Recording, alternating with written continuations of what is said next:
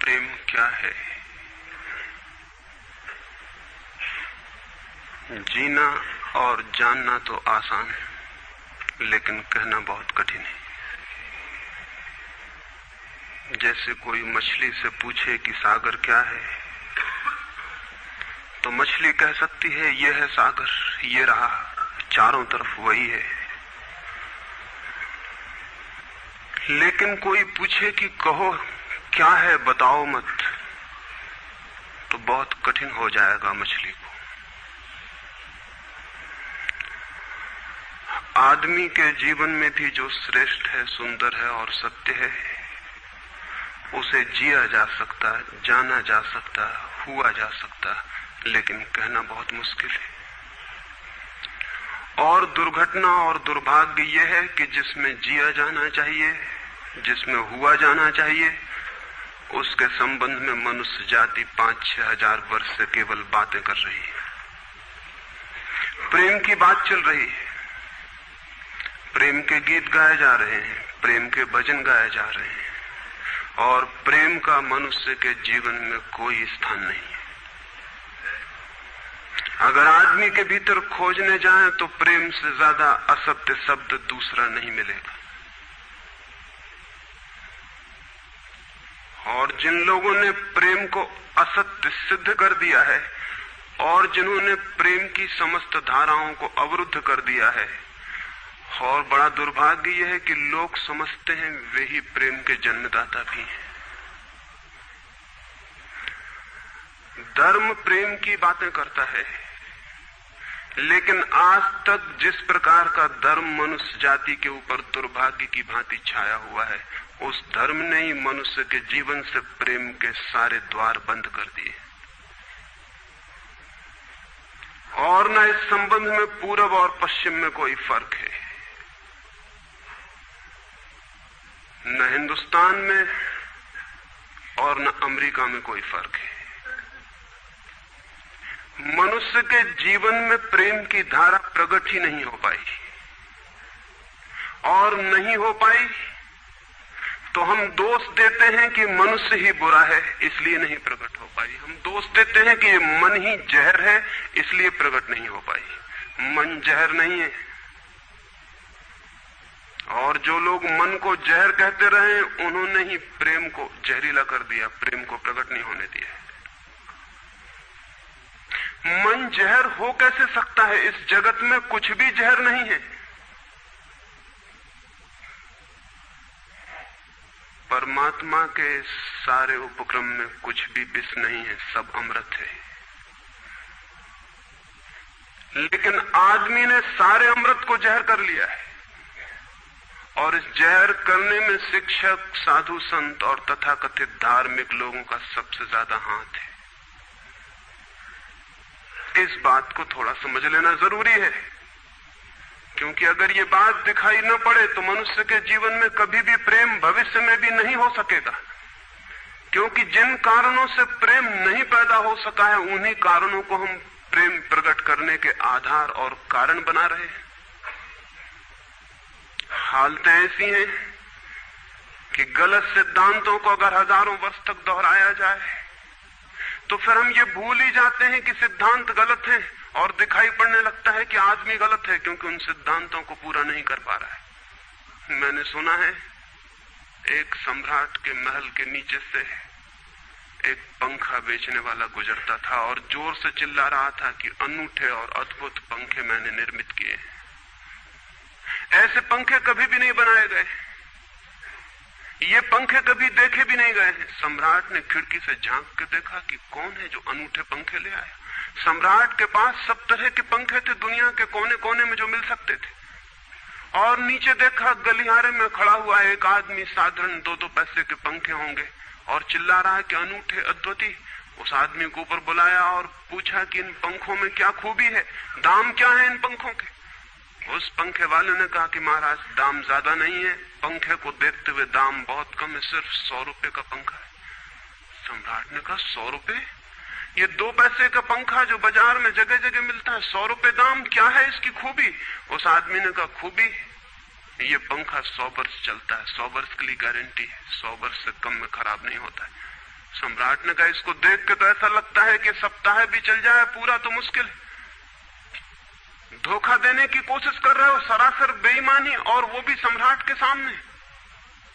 उस आदमी ने कहा, आप मुझे भली भांति जानते हैं, इसी गलिहारे में रोज पंखे बेचता हूं, 100 रुपए दाम है इसके, और अगर 100 वर्ष न चले तो जिम्मेदार मैं हूं, रोज तो नीचे मौजूद होता हूं, और फिर आप सम्राट हैं, आपको धोखा देके जाऊंगा कहां। वो पंखा खरीद लिया गया। सम्राट को विश्वास तो न था, लेकिन आश्चर्य भी था कि यह आदमी सरासर झूठ बोल रहा है, किस बल पर बोल रहा है। पंखा 100 रुपए में खरीद लिया गया और उससे कहा कि 7वें दिन तुम उपस्थित हो जाना। 2-4 दिन में ही पंखे की डंडी बाहर निकल गई, 7वें दिन तो वो बिल्कुल मुर्दा हो गए। लेकिन सम्राट ने सोचा कि शायद पंखे वाला आएगा नहीं, लेकिन ठीक समय पर 7वें दिन वो पंखे वाला हाजिर हो गया। उसने कहा, कहो महाराज। उन्होंने कहा, कहना नहीं, ये पंखा पड़ा हुआ है, टूटा हुआ। ये 7 दिन में ये गति हो गई, तुम कहते 100 वर्ष चलेगा। पागल हो या धोखेबाज, क्या हो? उस आदमी ने कहा कि मालूम होता है आपको पंखा जलना नहीं आता है। पंखा तो 100 वर्ष चलता ही, पंखा तो गारंटीड है। आप पंखा जलते कैसे थे? सम्राट ने कहा, और भी सुनो, अब मुझे ये भी सीखना पड़ेगा कि पंखा कैसे किया जाता है। उस आदमी ने कहा, कृपा करके बताइए कि इस पंखे की गति 7 दिन में ऐसी कैसे बना दी आपने, किस भांति पंखा किया? सम्राट ने पंखा उठा के करके दिखाया कि इस भांति मैंने पंखा किया है। उस आदमी ने कहा, समझ गया, भूल, इस तरह पंखा नहीं किया जाता। सम्राट ने कहा, और क्या रास्ता है पंखा जलने का? उस आदमी ने कहा, पंखा पकड़िए सामने और सिर को हिलाइए। पंखा 100 वर्ष चलेगा, आप समाप्त हो जाएंगे, लेकिन पंखा बचेगा। पंखा गलत नहीं है, आपके जलने का ढंग गलत है। यह आदमी पैदा हुआ है 5-6 हजार या 10,000 वर्ष की संस्कृति का। यह आदमी फल है, लेकिन संस्कृति गलत नहीं है, यह आदमी गलत है। आदमी मरता जा रहा है रोज, और संस्कृति की दुहाई चलती चली जाती है कि महान संस्कृति, महान धर्म, महान सब कुछ, और उसका ये फल है। आदमी उसी संस्कृति से गुजरा है और ये परिणाम है उसका। लेकिन नहीं, आदमी गलत है, और आदमी को बदलना चाहिए अपने को। और कोई कहने की हिम्मत नहीं उठाता कि कहीं ऐसा तो नहीं है कि 10,000 वर्षों में जो संस्कृति और धर्म आदमी को प्रेम से नहीं भर पाए, वो संस्कृति और धर्म गलत हो। और अगर 10,000 वर्षों में आदमी प्रेम से नहीं भर पाया, तो आगे कोई संभावना है इसी धर्म और इसी संस्कृति के आधार पर कि आदमी कभी प्रेम से भर जाए? 10,000 वर्षों में जो नहीं हो पाया, वो आगे भी 10,000 वर्षों में होने वाला नहीं है, क्योंकि आदमी यही है, कल भी यही होगा। आदमी हमेशा से यही है और हमेशा यही होगा। और संस्कृति और धर्म जिनके हम नारे दिए चले जाते हैं, संतों और महात्माओं की जिनकी दुहाइयां दिए चले जाते हैं, सोचने के लिए हम तैयार नहीं कि कहीं हमारा बुनियादी चिंतन की दिशा ही तो गलत नहीं है। मैं कहना चाहता हूं कि वो गलत है, और गलत सबूत है ये आदमी। और क्या सबूत होता है? एक बीज को हम बोएं और फल जहरीले और कड़वे हों, तो क्या सब सिद्ध होता है?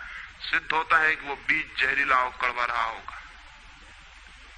हालांकि बीज में पता लगाना मुश्किल है कि उससे जो फल पैदा होंगे वो कड़वे पैदा होंगे। बीज में कुछ खोजबीन नहीं की जा सकती। बीज को तोड़ो फोड़ो, कोई पता नहीं चल सकता कि इससे जो फल पैदा होंगे वो कड़वे होंगे। बीज को वो 100 वर्ष लग जाएंगे, वृक्ष होगा, बड़ा होगा, आकाश में फैलेगा, तब फल आएंगे और तब पता चलेगा कि वे कड़वे। 10,000 वर्ष में संस्कृति और धर्म के जो बीज बोए गए हैं, ये आदमी उसका फल है, और ये कड़वा है और घृणा से भरा हुआ है। लेकिन उसी की दुहाई दिए चले जाते हैं हम, और सोचते हैं उससे प्रेम हो जाएगा। मैं आपसे कहना चाहता हूं, उससे प्रेम नहीं हो सकता है, क्योंकि प्रेम के पैदा होने की जो बुनियादी संभावना है, धर्मों ने उसकी ही हत्या कर दी है और उसमें ही जहर घोल दिया है। मनुष्य से भी ज्यादा प्रेम पशुओं और पक्षियों में और पौधों में दिखाई पड़ता है। जिनके पास न कोई संस्कृति है न कोई धर्म है। संस्कृत और सुसंस्कृत और सभ्य मनुष्यों की बजाय असभ्य और जंगल के आदमी में ज्यादा प्रेम दिखाई पड़ता है, जिसके पास न कोई विकसित धर्म है, न कोई सभ्यता है, न कोई संस्कृति है। जितना आदमी सभ्य, सुसंस्कृत और तथाकथित धर्मों के प्रभाव में मंदिरों और चर्चों में प्रार्थना करने लगता, उतना ही प्रेम से शून्य क्यों होता चला जाता। जरूर कुछ कारण है, और दो कारणों पर मैं विचार करना चाहता हूं। अगर वे ख्याल में आ जाएं तो प्रेम के अवरुद्ध स्रोत टूट सकते हैं और प्रेम की गंगा बह सकती है। वह हर आदमी के भीतर है, उसे कहीं से लाना नहीं है। प्रेम कोई ऐसी बात नहीं है कि कहीं खोजने जाना है उसे, वो है, वो प्राणों की प्यास है हर एक के भीतर, वो प्राणों की सुगंध है प्रत्येक के भीतर, लेकिन चारों तरफ से परकोटा है उसके और वो प्रकट नहीं हो पाती। सब तरफ पत्थर की दीवार है और वो झरने नहीं फूट पाते। तो प्रेम की खोज और प्रेम की साधना कोई पॉजिटिव, कोई विधायक खोज और साधना नहीं है कि हम जाएं और कहीं प्रेम सीख लें। एक मूर्तिकार एक पत्थर को तोड़ रहा था, कोई देखने गया था कि मूर्ति कैसे बनाई जाती है। उसने देखा कि मूर्ति तो बिल्कुल नहीं बनाई जा रही, सिर्फ छेनी और हथौड़े से पत्थर तोड़ा जा रहा है। तो उस आदमी ने पूछा कि आप क्या कर रहे हैं, मूर्ति नहीं बनाएंगे? मैं तो मूर्ति का बनना देखने आया हूं, आप तो सिर्फ पत्थर तोड़ रहे हैं। उस मूर्तिकार ने कहा कि मूर्ति तो पत्थर के भीतर छिपी है, उसे बनाने की जरूरत नहीं है, सिर्फ उसके ऊपर जो व्यर्थ पत्थर जुड़ा है उसे अलग कर देने की जरूरत है और मूर्ति प्रकट हो जाएगी। मूर्ति बनाई नहीं जाती, मूर्ति सिर्फ आविष्कृत होती है, डिस्कवर होती है, अनावृत होती है, उगाड़ी जाती है। मनुष्य के भीतर प्रेम छिपा है, सिर्फ उगाड़ने की बात है, उसे पैदा करने का सवाल नहीं है, अनावृत करने की बात है। कुछ है जो हमने ऊपर से ओढ़ा हुआ है, जो उसे प्रकट नहीं होने देता। एक चिकित्सक से जाके आप पूछें कि स्वास्थ्य क्या है, और दुनिया का कोई चिकित्सक नहीं बता सकता कि स्वास्थ्य क्या है। बड़े आश्चर्य की बात है, स्वास्थ्य पर ही तो सारा चिकित्सा शास्त्र खड़ा है, सारी मेडिकल साइंस खड़ी है, और कोई नहीं बता सकता कि स्वास्थ्य क्या है। लेकिन चिकित्सक से पूछें कि स्वास्थ्य क्या है, तो वो कहेगा बीमारियों के बाबत हम बता सकते हैं कि बीमारियां क्या हैं, उनके लक्षण हमें पता है, एक एक बीमारी का अलग अलग परिभाषा हमें पता है। स्वास्थ्य का हमें कोई भी पता नहीं है। इतना हम कह सकते हैं कि जब कोई बीमारी नहीं होती तो जो होता है वो स्वास्थ्य है। स्वास्थ्य तो मनुष्य के भीतर छिपा है, इसलिए मनुष्य की परिभाषा के बाहर है। बीमारी बाहर से आती है, इसलिए बाहर से परिभाषा की जा सकती है। स्वास्थ्य भीतर से आता है, उसकी कोई परिभाषा नहीं की जा सकती। इतना ही हम कह सकते हैं कि बीमारियों का अभाव स्वास्थ्य है। लेकिन ये स्वास्थ्य की कहां परिभाषा हुई? स्वास्थ्य के संबंध में तो हमने कुछ भी ना कहा कि बीमारियां नहीं है, तो बीमारियों के संबंध में कहा। सच ये है कि स्वास्थ्य पैदा नहीं करना होता, या तो छिप जाता है बीमारियों में, या बीमारियां हट जाती हैं तो प्रकट हो जाता है। स्वास्थ्य हम में है, स्वास्थ्य हमारा स्वभाव है। प्रेम हम में है, प्रेम हमारा स्वभाव है। इसलिए ये बात गलत है कि मनुष्य को समझाया जाए कि तुम प्रेम पैदा करो। सोचना यह है कि प्रेम पैदा क्यों नहीं हो पा रहा है, बाधा क्या है, अड़चन क्या है, कहां रुकावट डाल दी गई। अगर कोई भी रुकावट ना हो तो प्रेम प्रकट होगा ही, उसे सिखाने की और समझाने की कोई भी जरूरत नहीं है। अगर मनुष्य के ऊपर गलत संस्कृति और गलत संस्कार की धाराएं और बाधाएं न हो तो हर आदमी प्रेम को उपलब्ध होगा ही, ये अनिवार्यता है। प्रेम से कोई बच ही नहीं सकता, प्रेम स्वभाव है। गंगा बहती है हिमालय से, बहेगी गंगा, उसके प्राण है, उसके पास जल है, वो बहेगी और सागर को खोज ही लेगी। न किसी पुलिस वाले से पूछेगी, न किसी पुरोहित से पूछेगी कि सागर कहां है। देखा किसी गंगा को चौरस्ते पर खड़े होकर पूछते कि सागर कहां है?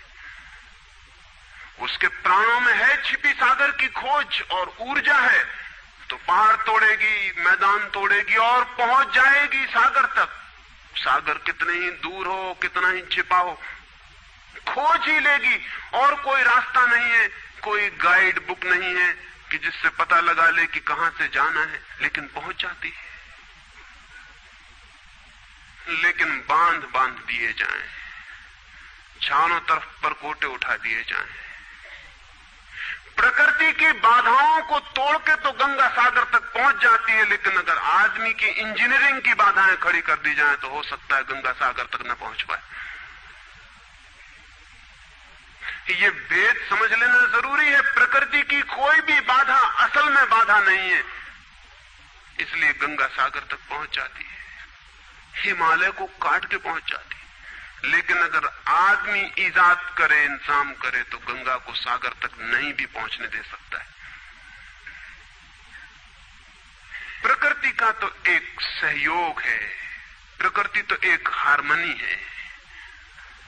वहां जो बाधा भी दिखाई पड़ती है वो भी शायद शक्ति को जगाने के लिए चुनौती है।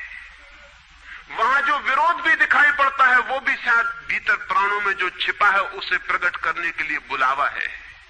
वहां शायद कोई बाधा नहीं है। वहां हम बीज को दबाते हैं जमीन में, दिखाई पड़ता है कि जमीन की एक परत बीज के ऊपर पड़ी है, बाधा दे रही, लेकिन वो बाधा नहीं दे रही। अगर वो परत ना होगी तो बीज अंकुरित भी नहीं हो पाएगा। ऐसे दिखाई पड़ता है कि एक परत जमीन की बीज को नीचे दबा रही है, लेकिन वो परत दबा इसलिए रही है ताकि बीज दबे, गले और टूट जाए और अंकुर बन जाए। ऊपर से दिखाई पड़ता है वो जमीन बाधा दे रही, लेकिन वो जमीन मित्र है और सहयोग कर रही बीज को प्रकट करने में। प्रकृति तो एक हार्मनी है, एक संगीतपूर्ण लयबद्धता है, लेकिन आदमी ने जो जो निसर्ग के ऊपर इंजीनियरिंग की है, जो जो उसने अपने यांत्रिक धारणाओं को ठोंकने की और बिठाने की कोशिश की है, उससे गंगाएं रुक गई हैं, जगह जगह अवरुद्ध हो गई हैं। और फिर आदमी को दोष दिया जाता है। किसी बीज को दोष देने की जरूरत नहीं है। अगर वो पौधा न बन पाए तो हम कहेंगे कि जमीन नहीं मिली होगी, ठीक, पानी नहीं मिला होगा, ठीक, सूरज की रोशनी नहीं मिली होगी, ठीक, लेकिन आदमी के जीवन में खिल न पाए फूल प्रेम का तो हम कहते हैं तुम हो जिम्मेवार। और कोई नहीं कहता कि भूमि ना मिली होगी, ठीक, पानी ना मिला होगा, ठीक, सूरज की रोशनी ना मिली होगी, ठीक, इसलिए यह आदमी का पौधा अवरुद्ध रह गया, विकसित नहीं हो पाया, फूल तक नहीं पहुंच पाया। मैं आपसे कहना चाहता हूं कि बुनियादी बाधाएं आदमी ने खड़ी की हैं। प्रेम की गंगा तो बह सकती है और परमात्मा के सागर तक पहुंच सकती है। आदमी बना उसलिए है कि वो बहे और प्रेम बहे और परमात्मा तक पहुंच जाए, लेकिन हमने कौन सी बाधाएं खड़ी कर दी? पहली बात, आज तक मनुष्य की सारी संस्कृतियों ने सेक्स का, काम का, वासना का विरोध किया है। इस विरोध ने मनुष्य के भीतर प्रेम के जन्म की संभावना तोड़ दी, नष्ट कर दी। इस निषेध ने, क्योंकि सच्चाई यह है कि प्रेम की सारी यात्रा का प्राथमिक बिंदु काम है, सेक्स है। प्रेम की यात्रा का जन्म गंगोत्री, जहां से गंगा पैदा होगी प्रेम की, वो सेक्स है, वो काम है। और उसके सब दुश्मन है, सारी संस्कृतियां और सारे धर्म और सारे गुरु और सारे महात्मा। तो गंगोत्री पर ही चोट कर दी, वहीं रोक दिया। पाप है काम, अधम है काम, जहर है काम। और हमने सोचा भी नहीं कि काम की ऊर्जा ही, सेक्स एनर्जी ही अंततः प्रेम में परिवर्तित होती और रूपांतरित होती। प्रेम का जो विकास है वो काम की शक्ति का ही ट्रांसफॉर्मेशन है, वो उसी का रूपांतरण है। एक कोयला पड़ा हो और आपको ख्याल भी नहीं आएगा कि कोयला ही रूपांतरित होकर हीरा बन जाता है। हीरे और कोयले में बुनियादी रूप से कोई भी फर्क नहीं है।